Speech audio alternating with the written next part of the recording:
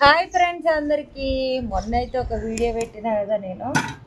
ఇంకా ఏం వీడియో అంటే, మీరు గంజి ఎందుకు వంపుతున్నారక్క, గంజి వంపితే బలవంతాలనే పోతుంది అని చెప్పి చాలామంది కామెంట్ పెట్టిరు. వాళ్ళకైతే ఆన్సర్ చెప్పిన, అసలు మెత్తగా అవుతుంది అన్నం అని. చాలామంది అయితే మంచి కామెంట్ పెట్టిరు. కొద్దిసేపు ముందు బియ్యం నానబెట్టి చేస్తే వండితే అన్నం మంచిగా అవుతుంది అని చెప్పారు. అదైతే నేను చాలాసార్లు చూసిన. 2-3 గంటల అన్నం అంటే బియ్యం నానబెట్టి కూడా వండిన, అయినా సరే మెత్తగా అవుతుంది అన్నం. అదేందో మరి.